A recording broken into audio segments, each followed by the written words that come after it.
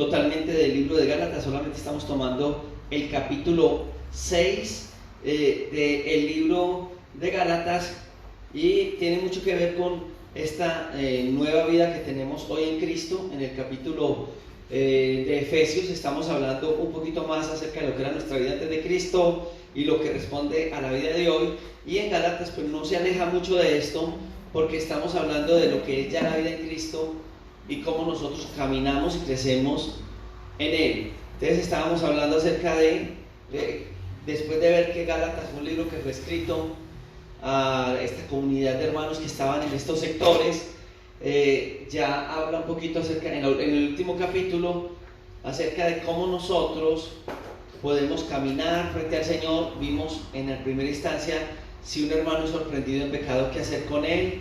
Después vimos en 2 semanas, que fue la semana pasada y antepasada, esto está en la página de YouTube si usted quiere desatrasarse de estos temas, que fue la primera, cómo llevar las cargas de los demás, pero en esa decíamos cómo voy a llevar la carga de otros, todavía no soy capaz con las mías. Entonces la semana pasada hablábamos de cómo llevar nuestra propia carga, entonces cómo llevar la carga de otros, y la semana pasada cómo llevar mis cargas. En el texto veíamos entre el versículo 4 y 5 que nos hablaba acerca de esta parte. Hoy quiero que vamos a leer primero que todo el capítulo 6 del libro de Gálatas, el versos 6, 7, 8, 9 y 10. Amén. Y aquí nos va a hablar acerca del hermano que enseña. Dice: el que es enseñado en la palabra, haga partícipe de toda cosa buena al que lo instruye. No os engañéis, Dios no puede ser burlado, pues todo lo que el hombre sembrare, eso también segará. El que siembra para su carne, de la carne segará corrupción, mas el que siembra para el Espíritu, del Espíritu segará vida eterna. No nos cansemos pues de hacer el bien, porque a su tiempo segaremos si no desmayamos. Así que según tengamos oportunidad, hagamos bien a otros, y mayormente a los de la familia de la fe. Muy bien, entonces aquí está hablando acerca de varias cosas. Dice que hay que ser participante cuando soy enseñado de aquellas personas que nos han enseñado. Y hay algo que nos muestra algo tremenda, porque nos está hablando acerca de la necesidad de nosotros ubicarnos frente a esta posición, y lo que aquí está hablando es la posibilidad de que nosotros podamos ayudar a las personas que nos instruyen. Y entonces dice, bueno, no se dejen engañar, todo lo que el hombre siembra, eso también el hombre va a cegar. El que siembra por la carne, de su carne segar corrupción; el que siembra por el Espíritu segar vida eterna. Y que no nos cansemos de hacer el bien. Entonces, lo primero que uno va a notar en el texto bíblico, dice que el que es enseñado en la palabra, haga partícipe de toda cosa buena al que lo instruye. Todo el contexto va a hablarnos de cuidarnos los unos a los otros, y es algo que hay que entender cuando leemos el pasaje. Y dice que nosotros hagamos partícipe de las cosas buenas a los que nos enseñan. ¿Y qué serán esas cosas buenas para las personas que nos enseñan? Hay varios textos, y cuando uno estaba mirando algunos comentarios de las palabras que el apóstol está hablando, dice que directamente sí habla de apoyar a quienes nos están ayudando en la instrucción de la palabra, apoyar económicamente. Y es un principio que es bíblico. Si yo soy instruido, si yo soy enseñado, ¿cierto? La Biblia dice que nosotros que sembramos, el apóstol dice, lo espiritual, pues será pecado que nosotros cosechemos lo material. Y una de las cosas que yo he visto en algunas partes que he conocido personas que le sirven a Dios, es que la gente no tiene un deseo, no tienen un concepto claro de apoyar la obra de Dios. Entonces uno nota que hay personas que no se involucran en la obra del Señor, en los gastos que un lugar de estos tiene, el templo, el sostenimiento de los ministros y todo. pues hay personas que sencillamente reciben, pero no entienden que yo también si yo recibo, yo también debo de bendecir la casa del Señor. Y hoy en día que hay tantas cosas que se están dando, tantas personas que se levantan tan malintencionadas para explotar la fe de las personas, pues el corazón de mucha gente se ha dañado, ¿cierto? Pues por ahí leía un artículo hace muchos años y lo comentaba, creo que fue con Anderson en estos días o con Robinson, que salían en los periódicos y decía: necesito un socio capitalista para montar una iglesia. Este es el que escuchaba eso, decía: ¿cómo así? ¿Que ha montado un negocio? ¿Qué? Pero realmente, en el caso de quienes sembramos en la palabra del Señor, entendemos que si nosotros queremos ser orientados y que alguien nos sirva en la instrucción de la palabra, no es lo mismo alguien que está permanentemente predicando el evangelio y lo puede hacer, que alguien que, como sucede en algunos lugares, quien ministra o quien está al frente de un grupo cristiano, pues todo el día labora, pega ladrillos, trabaja como contador, trabaja en algún asunto y por la noche viene a compartirnos la palabra porque no ha tenido el tiempo de sentarse, de estudiar la palabra, de crecer. No va a ser la misma situación frente a estas circunstancias. Entonces, por eso en la palabra en ese momento el apóstol estaba hablando acerca de cuidar a quien nos está enseñando y participar de cosas buenas a quienes nos están compartiendo la palabra del Señor. Entonces aquí sí hay un sentido bíblico y dentro del texto que está utilizando el apóstol, y cuando miramos a nivel contextual del Nuevo Testamento, sí nos damos cuenta de que la palabra a nosotros nos guía a que apoyemos a quienes nos instruyen en la palabra del Señor. Entonces es algo que es parte de nuestra vida. Nosotros somos agradecidos, nosotros entendemos que lo debemos de hacer de esta manera. Yo leía antier acerca de estos filósofos de la época de Cristo, que estuvieron 100, 200 años antes de Cristo, y veía que los que andaban alrededor de estos maestros, de estos filósofos, apoyaban la vida y la economía de estos maestros que les enseñaban. Y en el tiempo de él, antes del Señor Jesucristo, estuvo Pitágoras, estuvieron una cantidad, y sus alumnos y las personas que les escuchaban los apoyaban para que ellos pudieran pensar, estudiar, filosofar en las cuestiones que no eran ni siquiera de la fe. Ahora en el concepto de las Sagradas Escrituras, pues desde el Antiguo Testamento nosotros vemos que el Señor destina un pueblo, el Señor destina de las 12 tribus de Israel una tribu para que ellos estén pendientes del culto del pueblo de Israel. Y lo que el Señor demanda del pueblo de Israel es: bueno, ustedes, de lo que el Señor les da, ustedes van a apartar una 10ª parte para que eso sea el sostenimiento de los que sirven en la casa del Señor. Y ahí es donde comenzó el principio de mayordomía cristiana y el principio del Antiguo Testamento de los diezmos. Y ahora en el Nuevo Testamento, pues si vamos a aplicar completamente el Nuevo Testamento es más fuerte que el mismo Antiguo Testamento, porque en el Nuevo Testamento se habla de darnos más para la obra del Señor. O sea que si vamos al Nuevo Testamento, prácticamente nos está hablando que no es en sí el diezmo, sino que es darnos hacia la obra del Señor para que la palabra del Señor sea predicada a otros y colocar mucho de nuestros esfuerzos que otros reciban el beneficio de la palabra del Señor. Y ahorita vamos a mirar otras cositas que habla acerca del cuidado que debemos tener no solamente con quienes nos comparten la palabra, sino con los de la familia de la fe. En el versículo 53, entre la Sagrada Escritura nos está diciendo: a los hambrientos colmó de bienes y a los ricos envió vacíos. Y está hablando acerca del magnificado, lo que se conoce como el magnificat que fue dado a María.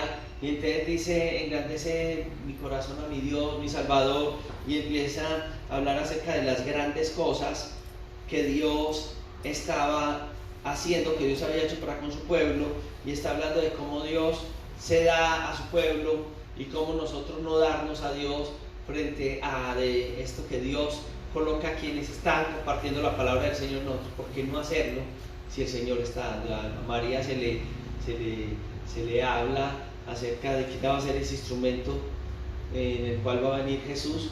Para nosotros es muy rico. ¿A quién le hubiera gustado haber sido la Virgen María? Una, dos.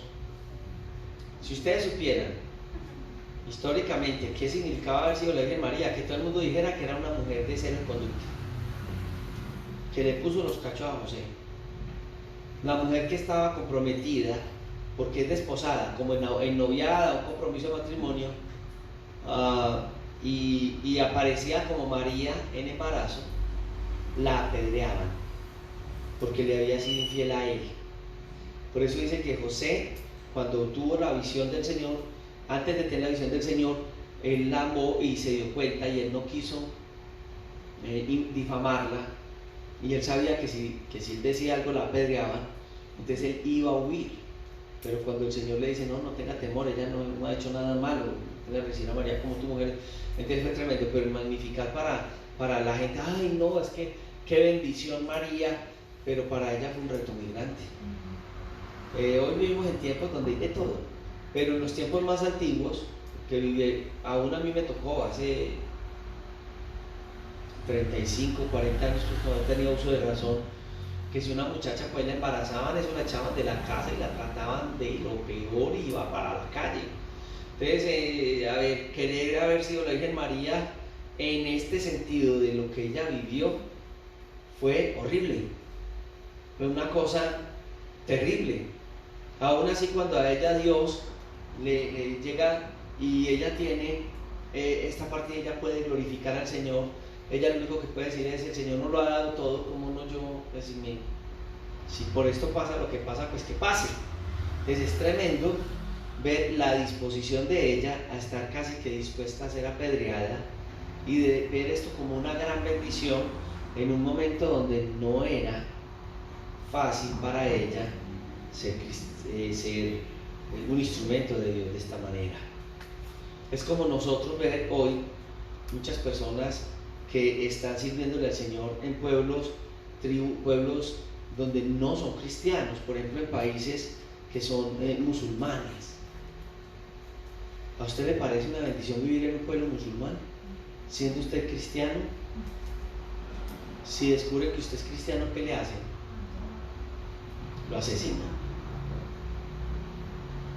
Conocer a Jesús, por ejemplo, la gente que hoy vive en el cristianismo en un pueblo musulmán, esos sí son cristianos pesados y medidos, y que les toca pagar un precio muy alto. Los cristianos de hoy en día, por aquí, por estos lados, pues no es tan difícil. Hasta la gente más mala le dice a uno Dios lo bendiga. Hasta el que acaba de matar uno en la esquina pasa junto a uno y dice, Dios te bendiga. Es ilógico. Vivimos en una nación donde no nos persiguen por venir. Mire la puerta grandota que tenemos allá y la gente de la calle nos ve. Ahora cantábamos, nos persiguieron por eso, nos tiraron piedra por eso, nos molestaron por eso.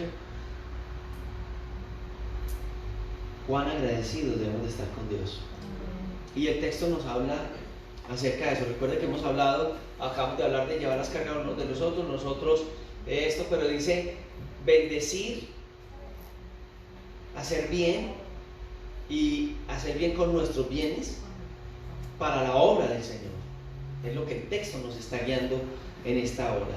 Ya en el capítulo 12, versículos 18 y 19, cuando está hablando el Señor acerca de la parábola del rico insensato, dice que cuando el Señor habla acerca de ese hombre rico que tenía muchas cosas, ¿cierto? Y que en su heredad se había producido demasiado, y entonces él dice, esto voy a hacer con lo que he hecho, derribaré mis graneros, los haré más grandes, los edificaré mayores, y allí guardaré todos mis frutos y mis bienes. Y en el versículo 19 dice, y diré mi alma, alma, muchos bienes has guardado para muchos años, repósate, come y bebe y regocíjate.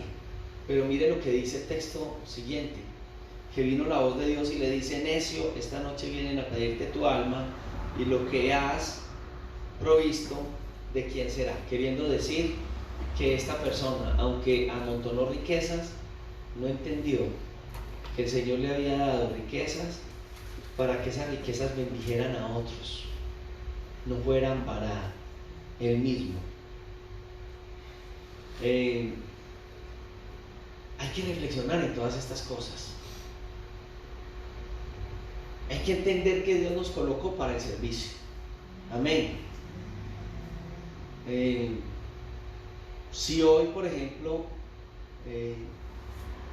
uno de los hijos suyos enfermase y el hijo suyo viviere en un pueblo a 5 horas de acá, y el hijo suyo tuviese que pasar noches en el hospital y obligatoriamente tuviese que tener a alguien que le cuidara, pero usted, la pareja, la esposa o el esposo, tiene que trabajar, usted estando en este lugar, pudiéndolo hacer, usted iría hasta allá y lo cuidaría, y pasaría 2 noches, 5 noches, 10 noches, 20 noches cuidándolo,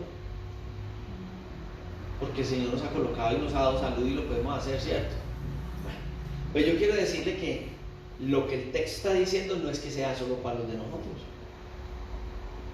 porque si aún en la casa del Señor un hermano está pasando por un momento de esos, ¿qué impediría que nosotros hiciéramos un acto de amor y estuviéramos dispuestos a acompañar en un lugar de esos, por ejemplo, a un hermano en la fe? Es difícil en este tiempo, porque la gente va a decir: un hospital, coronavirus. Lo primero que la gente dice en esta época, un hospital, no. Pero el texto bíblico está mostrando que nosotros debemos de darnos para los demás, y mucho más para los de la familia de la fe. Amén. Normalmente usted ve que muchos de nosotros hacemos caridad. Hay una persona en la calle pidiendo y nosotros ¿a cuántos hemos ayudado a gente que no es ni de la familia? Amén, ¿cierto? Pero la familia, la Biblia dice que cuando yo voy a ayudar, ojalá y lo pudiera hacer primeramente ahí en el texto bíblico, a los de la familia de la fe. Y mire que a veces nosotros ayudamos más fácil a alguien que no es ni de la familia de la fe, y a veces nuestros propios hermanos que pasan un momento difícil, somos un poquito más complicados para ayudar a nuestros propios hermanos en la fe. Entonces es un texto que nos está haciendo ver la necesidad que nosotros hoy tenemos que hacer de ver la necesidad de los de la casa del Señor. Ahora el verso 25 de Lucas, capítulo 16, nos dice, está hablando el Señor Jesucristo acerca de la parábola del rico y Lázaro, pero realmente no es parábola, siempre nos lo enseñaban como parábolas, pero dice: había un hombre rico y había un hombre pobre que se llamaba Lázaro. En las parábolas no hay nombres propios, por eso se cree que esta no es una parábola, sino que está narrando, y está narrando algo que ocurrió en la gente que moría, que iba al seno de Abraham y al Hades, y al Seol, perdón.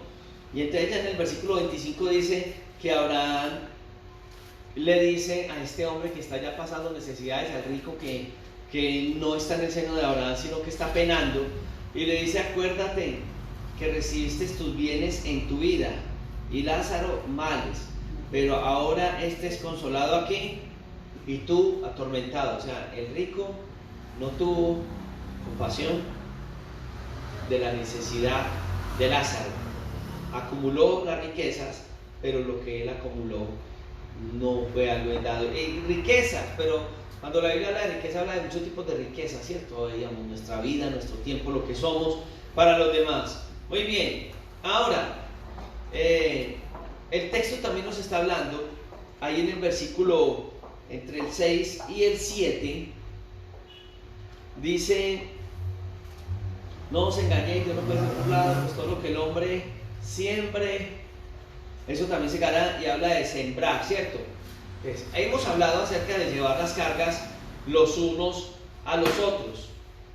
Cuando está hablando aquí de esa necesidad que otros tienen, es de mirar esa necesidad y poder nosotros apoyar y suplir este tipo de necesidades. Muy bien, no es fácil para quienes estamos predicando la palabra. Por ejemplo, cuando el texto dice que tengamos y que apoyemos a quienes nos ayudan y somos enseñados por la palabra, versículo 6, que dice: el que es enseñado en la palabra haga partícipe de toda cosa buena a quien lo instruya. Y decía Lutero que este era uno de los temas más duros para un predicador dar, porque le está diciendo a la gente: ayuden al que le está enseñando, y el que está enseñando soy yo.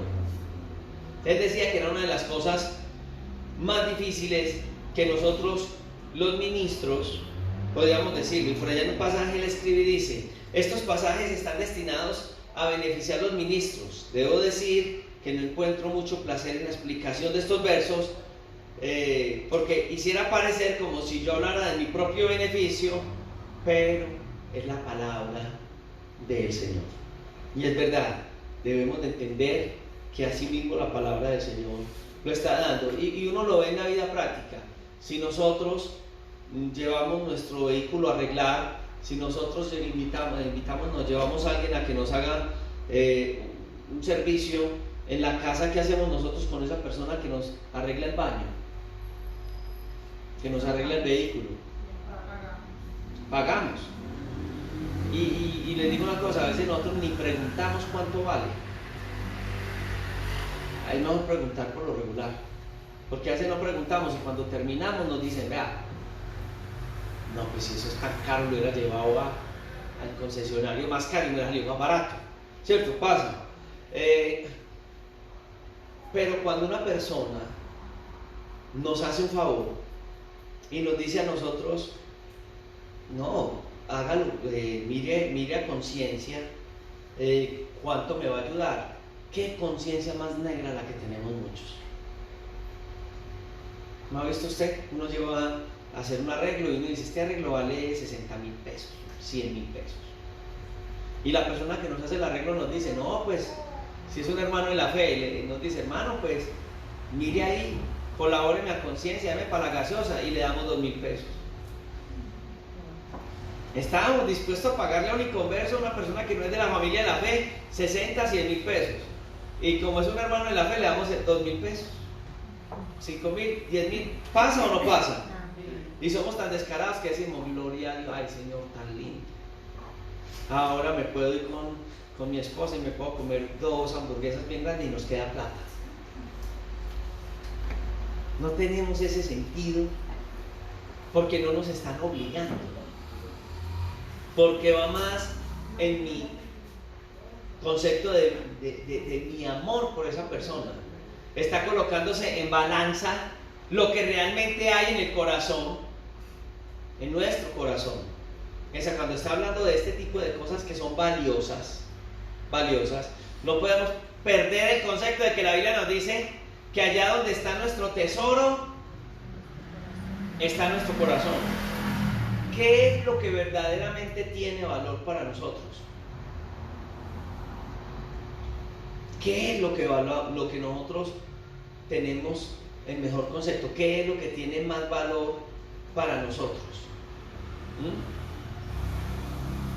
Hay un concepto bíblico de el maestro y el alumno, y que la Biblia lo maneja, y el concepto es un concepto de koinonía. Que la koinonía no es que nosotros estamos aquí juntos y ya. El concepto de koinonía es una persona o un grupo que están siendo enseñados en un ambiente de relación, en un ambiente de comunión, en un ambiente de asociación.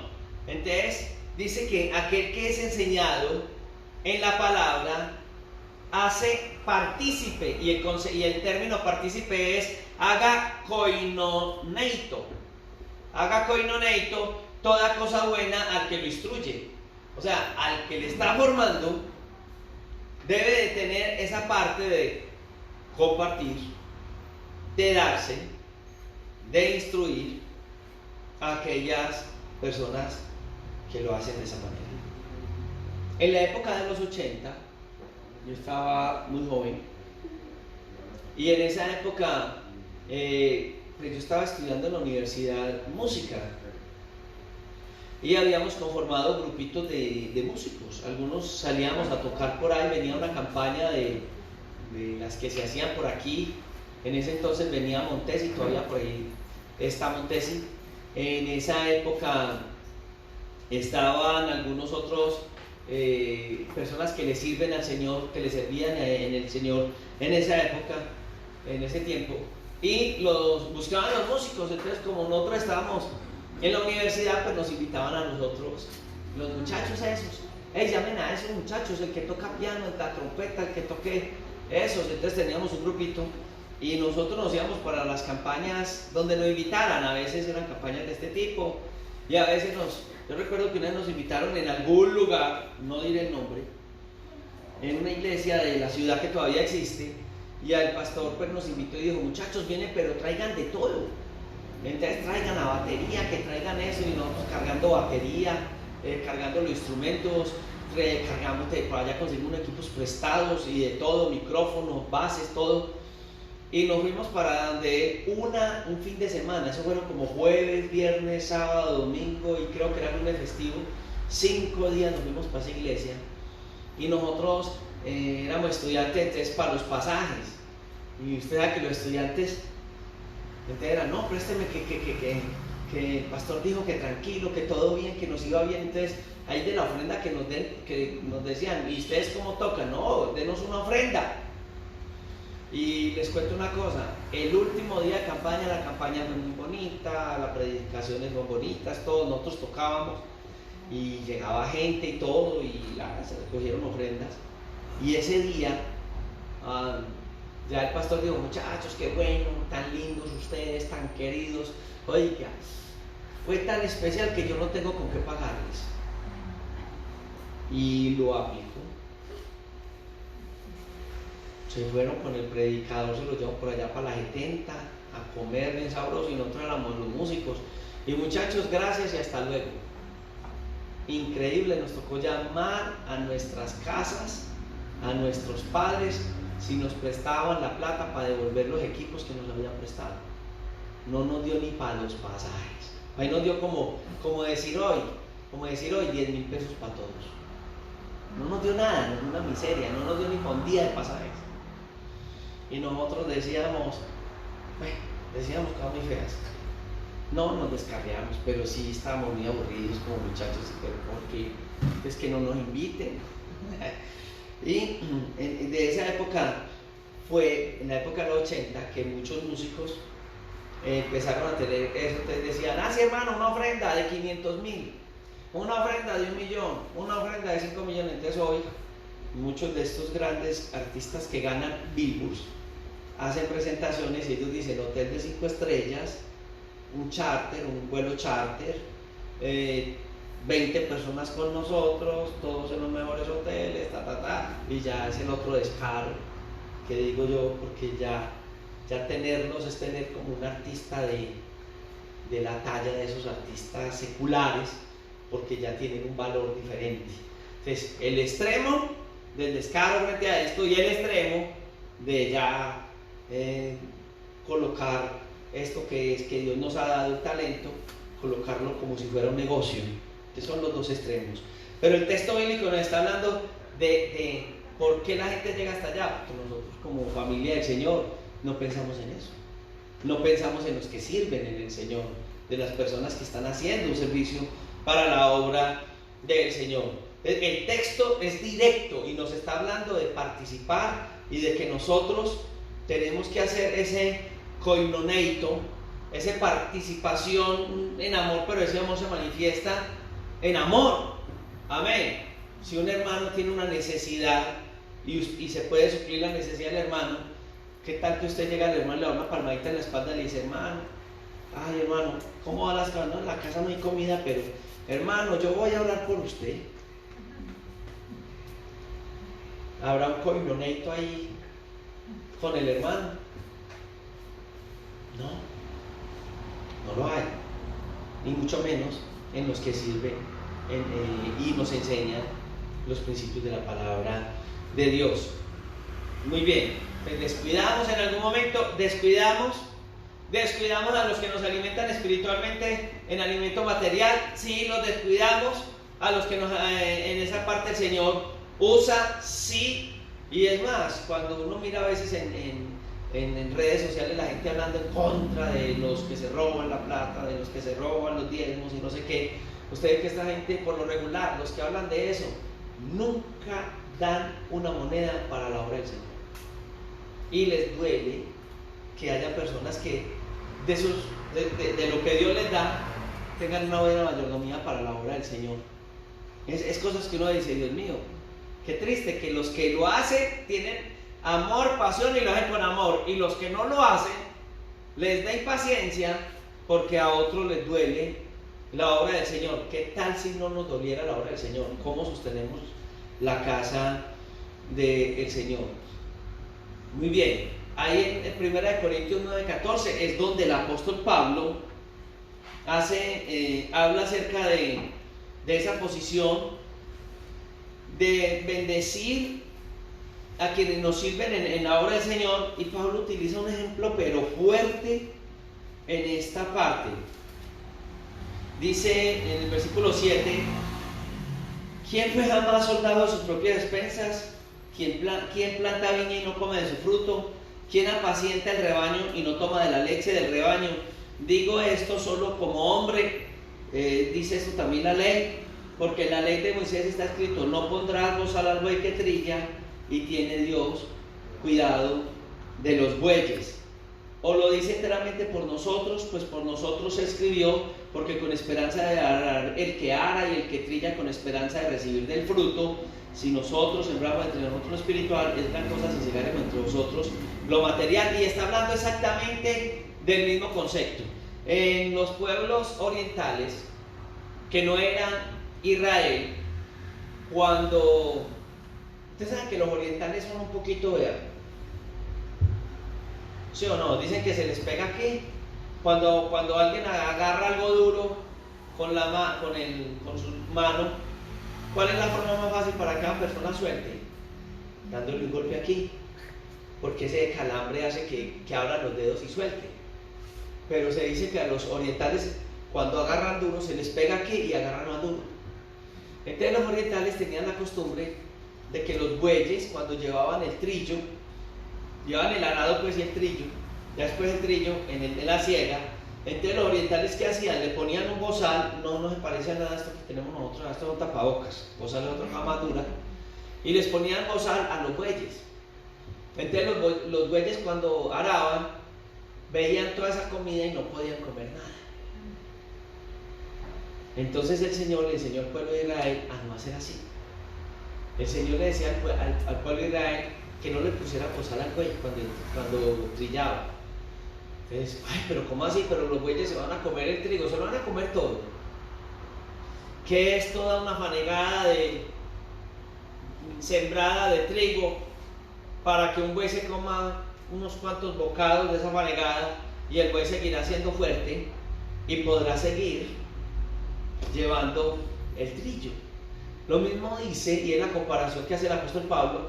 Entonces Pablo dice: tiene Dios cuidado de sus bueyes. ¿Y sabe cuáles eran los bueyes? Él.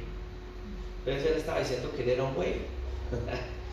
Queriendo, en la expresión de quienes sirven en el Evangelio, pues que dar ese ejemplo de lo que el Señor está hablando. Y por eso ya en el 14 dice: así también ordenó el Señor a los que anuncian el Evangelio que vivan del Evangelio. O sea, está hablando directamente, y a muchas personas que me están viendo por el live ya deben estar renegando allá: vea, Señor, está pidiendo plata. Yo creo que estamos hablando de la palabra y de los principios de la palabra, pero no falta que le está dando rabia en este momento que la palabra diga eso. Pero es la palabra del Señor, y ella está diciendo que el Señor ordena que quien predica el Evangelio, ¿qué dice ahí? Que viva el Evangelio. Hay unos vividores del Evangelio, pero realmente quien sirve al Señor, para servirle al Señor, lo puede hacer de esta manera.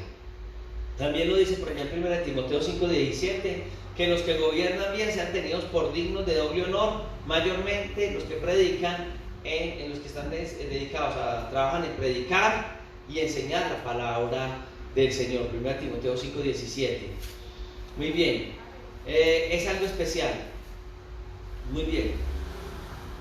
Y usted va a notar que en las cartas, en varias ocasiones, se nos habla acerca de ayudar para la obra del Señor de esta manera, como lo está presentando las Sagradas Escrituras en esta porción de la Escritura. Muy bien, ya siguiendo con el texto, está hablando acerca de la posición frente a Dios, ¿cierto?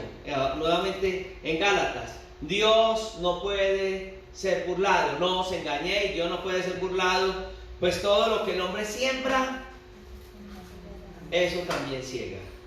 Y es algo que nosotros tenemos que, en lo que nosotros tenemos que tener mucha claridad, en la posición de que nosotros debemos de sembrar y cegar. Muy bien, hay gente que no quiere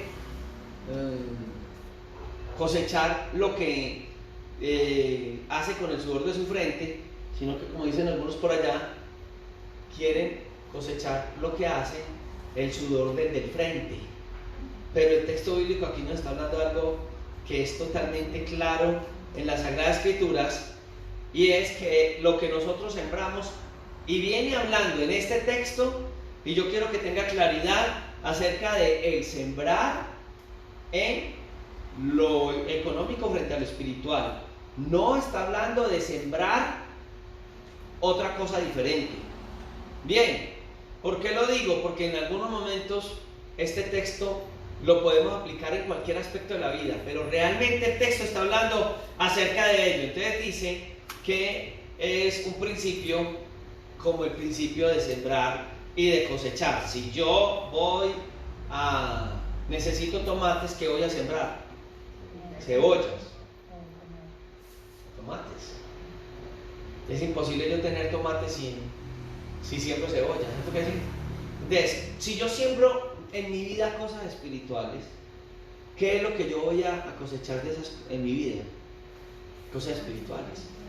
Bien, una de las cosas que uno nota con algunos creyentes que viven derrotados es que le dicen a uno: pastor, pero es que yo vivo derrotado, yo no sé, yo quiero vivir el evangelio, yo veo al hermano fulano, yo veo a la hermana fulana, y ellos viven la fe lo más de bueno, pero yo me mantengo de caída en caída. ¿Qué tienen esos hermanos que no tengo yo?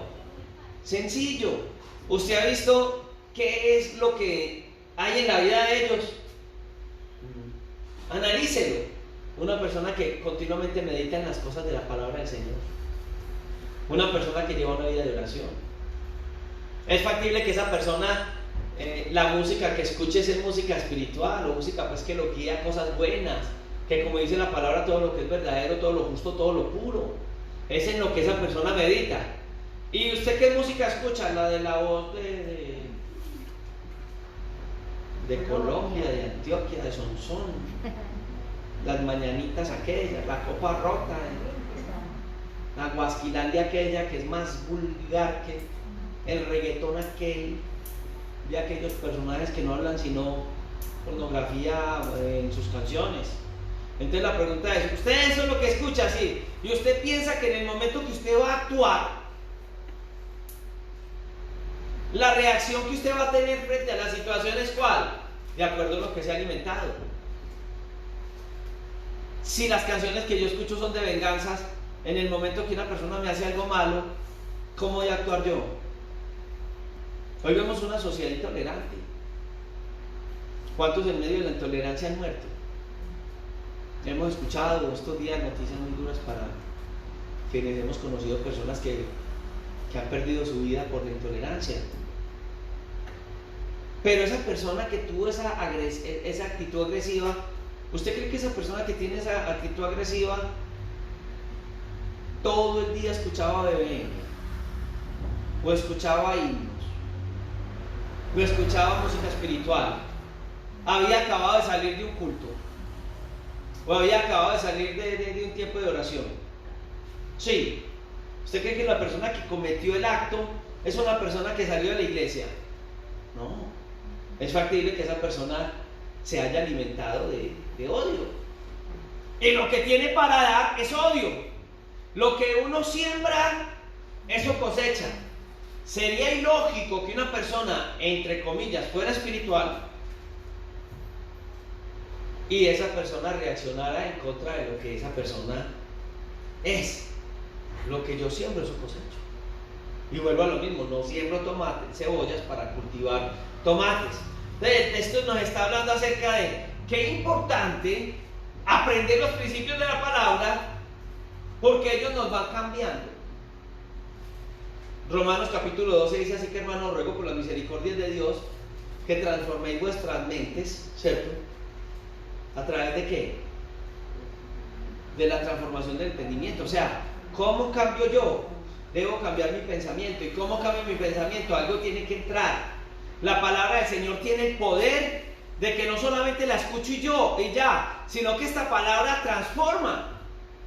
Hace parte de nuestra vida. Voy a hacer algo malo y está la obra del Espíritu Santo, que es traerme estas palabras.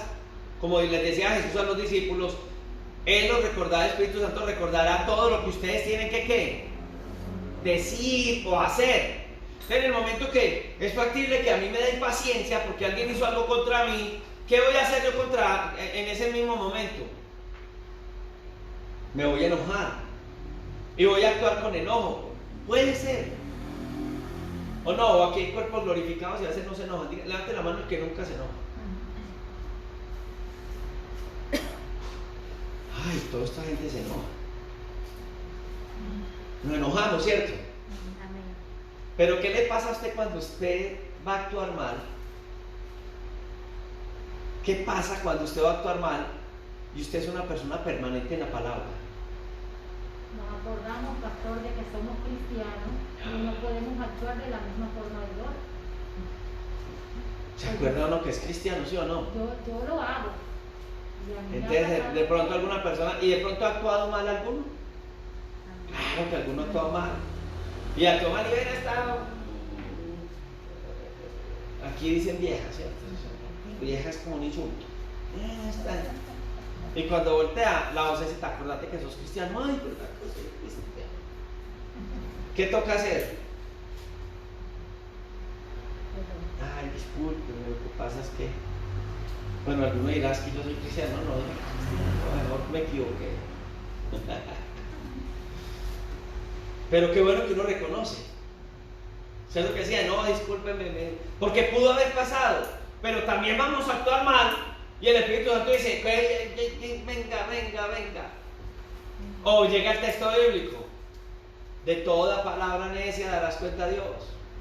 Nos habla de hablar con palabras sazonadas. Nos habla de ay, venga, no, sí, hay un cambio. La palabra, en la medida que la encarno, que hace parte de mi vida, esta palabra me va a transformar. Y todo lo que yo piense va a ser transformado. Recuerde, Romanos 12:1-2.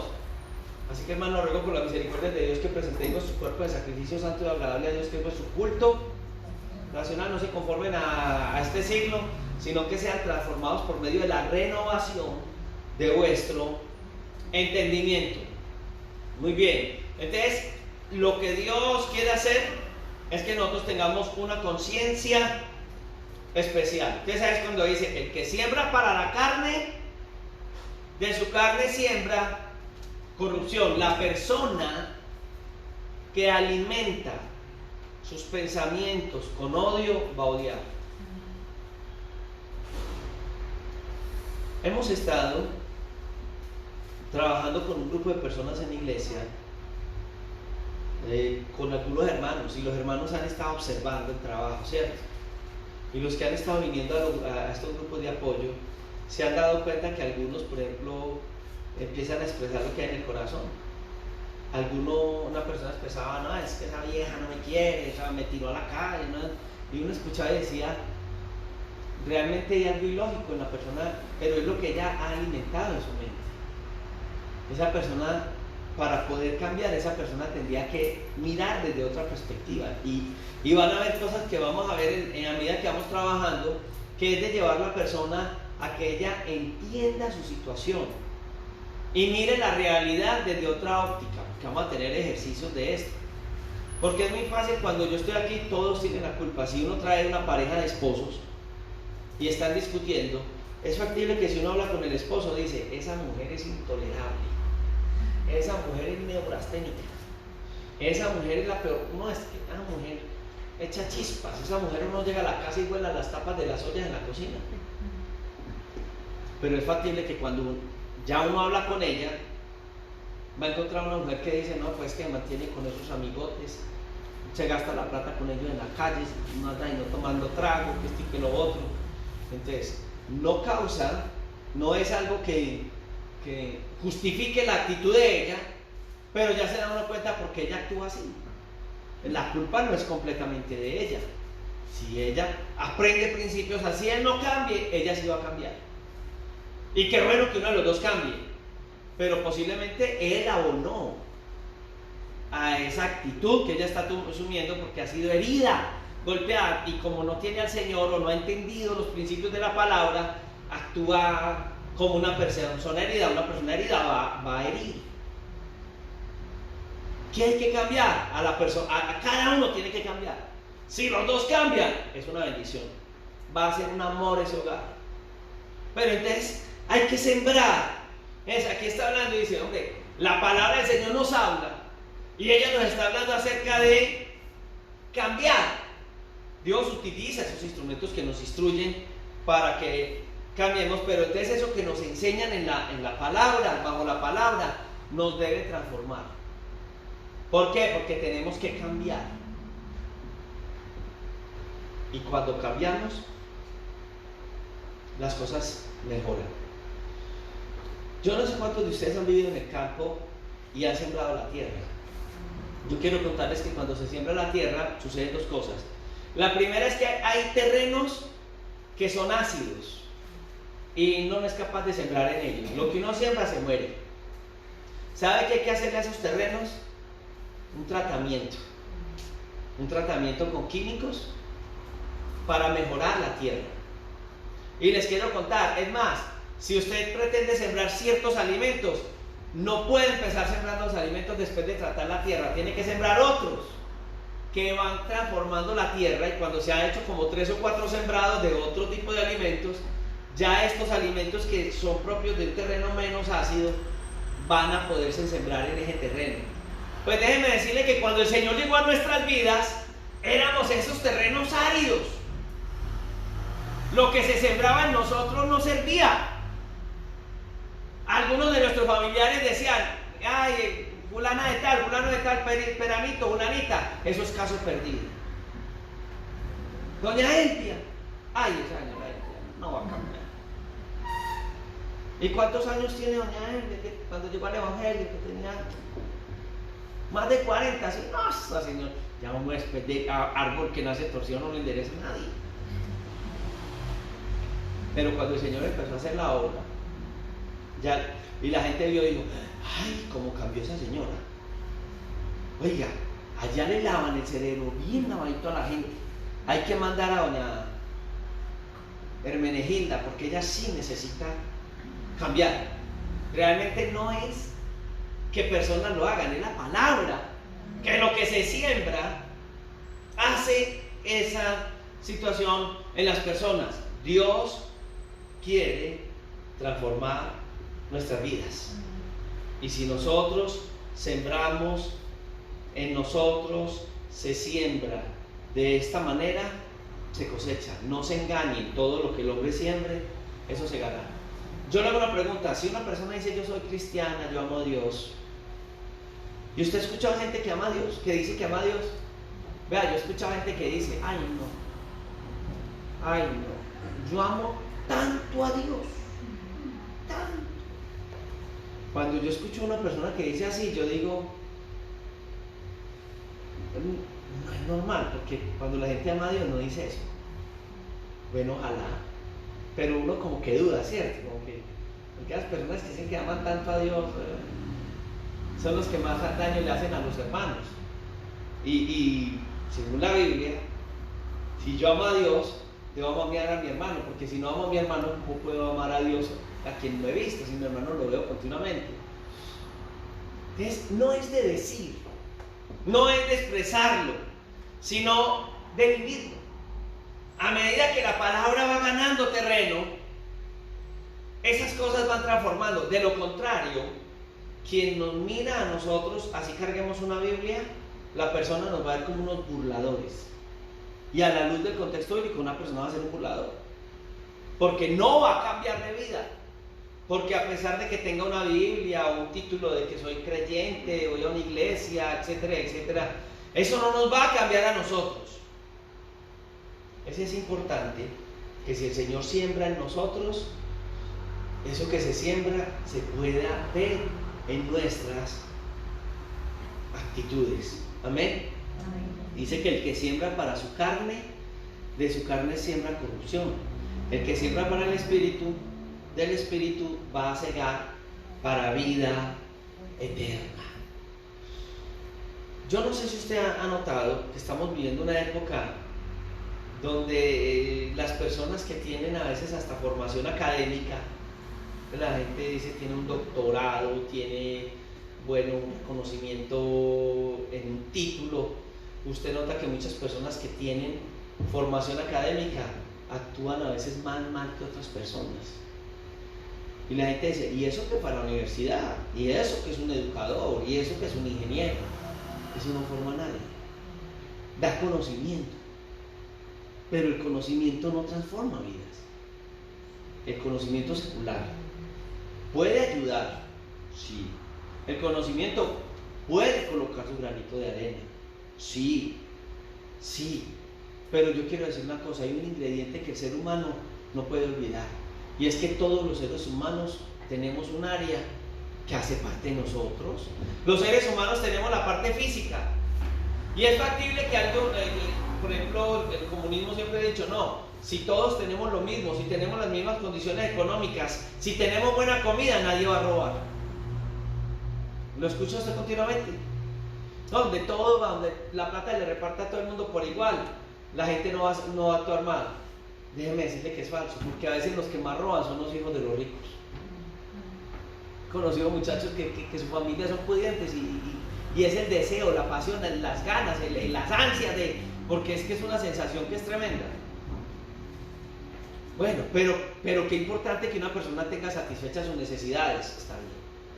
La otra área, la parte del alma que tenemos todos los seres humanos, en donde está nuestro intelecto, emoción y voluntad. Qué bueno que alguien tenga un mejor conocimiento de las cosas. ¿Le puede ayudar? Sí. Pero ¿cuántas personas conozco personas en las calles? En alguna época recibí a uno de los mejores médicos de Medellín, médico, en un programa de rehabilitación. Y en medio de sus crisis y su situación, encontró que él se inyectaba en sus plantas de sus pies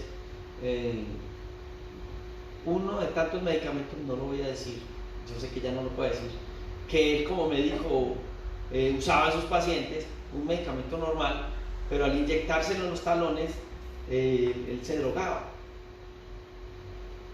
Y era un médico.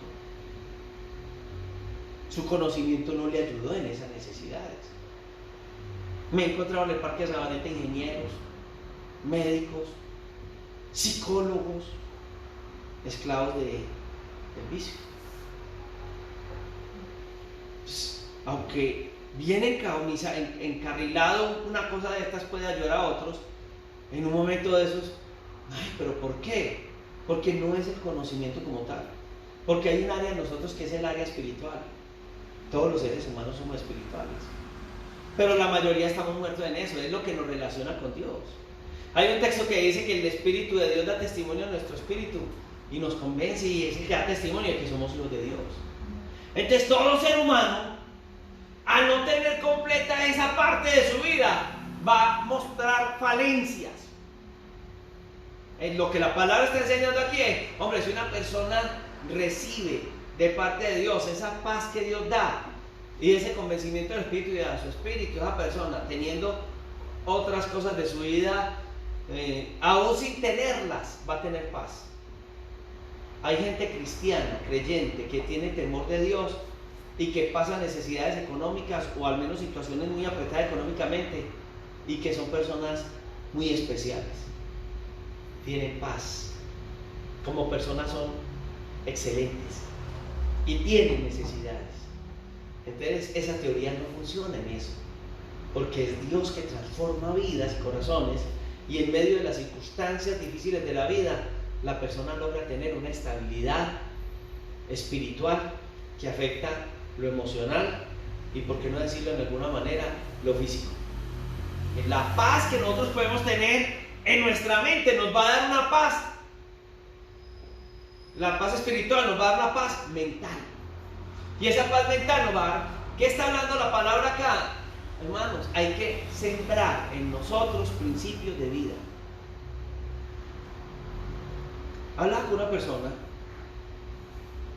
ayer y me decía, no, yo sé mucho, yo he hecho estudios del COVID, decía él, del COVID, yo he hecho estudios y yo sé la solución para el COVID.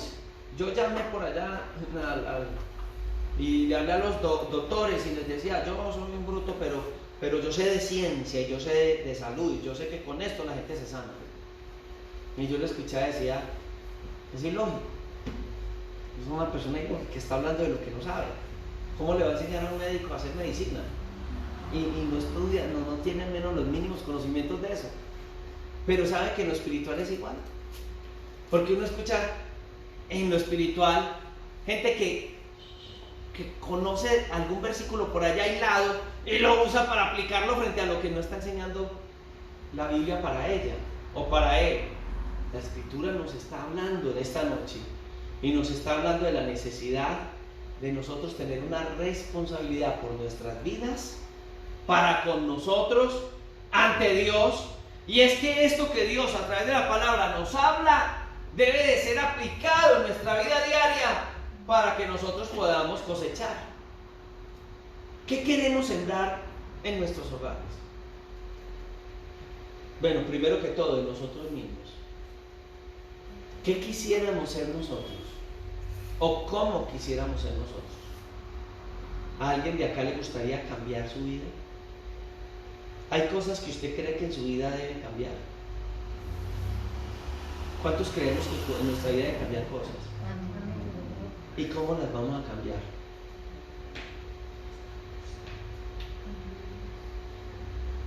Sembrando principios que transforman vidas.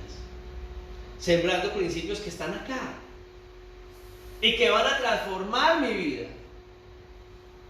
Por ejemplo, ¿cuántos quisieran que su esposo cambiara? ¿Y cuántas quisieran que su esposa cuántos quisieran que su esposa cambiara? Sí. ¿Sabe qué se necesita para que su esposa cambie? Que usted cambie. ¿Sabe qué necesita hacer para que su esposo cambie? Que usted cambie. Como pastor me he dado cuenta a veces que muchos esposos inconversos dicen, no, es que esa mujer allá no cambia nada. Y también he visto hombres inconversos que han venido a la iglesia porque han visto mujeres transformadas. El cambio no comienza por, si mi mujer cambiara, sería tan feliz. Cambie usted. El amor, Jesús habló acerca de eso, que transforma vidas. Si sabemos hacerlo, Dios en su palabra va a dar tanta sabiduría que al saber hacerlo, las vidas de quienes amamos pueden ser tocadas y transformadas a través de esa relación que nosotros tenemos con Dios. ¿Por qué no en esta noche meditamos un momento en esto y le decimos al Señor, Dios mío, realmente hay una responsabilidad mía ante ti, una responsabilidad con mi familia, pero es ante ti. Dios mío, ayúdame a mirar las cosas como tú las ves. Ayúdame a mirar mi hogar como tú lo ves. a mirar a mi esposo, a mi esposa, a mis hijos como tú los ves. Sí, es verdad, Señor, tal vez soy deudor. Tal vez soy responsable de mi hogar y no me he dado cuenta porque siempre estoy diciendo, es que el hombre es la cabeza, tiene que cambiar. Ayúdame a hacer esa ayuda idónea. Podrás decir tu mujer, ¿cierto? Y como hombres en esta noche podremos decir, Señor, ayúdanos a ser también esos hombres que transforman vidas, siendo transformados por tu palabra. Señor, ayúdanos a entender tu palabra de tal manera que al ponerla en práctica atraigamos, Señor, a las personas hacia ti. Señor, gracias por las personas que hoy nos vieron a través del live y que de pronto alguna de ellas está pasando un momento necesitado, y aunque tu palabra en esta noche ha sido tan sencilla, ha llegado a su vida. Gracias por los que hemos venido en esta noche. Ayúdanos a cambiar, Señor, y acercarnos a ti con un corazón totalmente dispuesto. Te adoramos, bendecimos y exaltamos y damos honor en el nombre de Jesús. Amén. Bueno, quiero recordarles que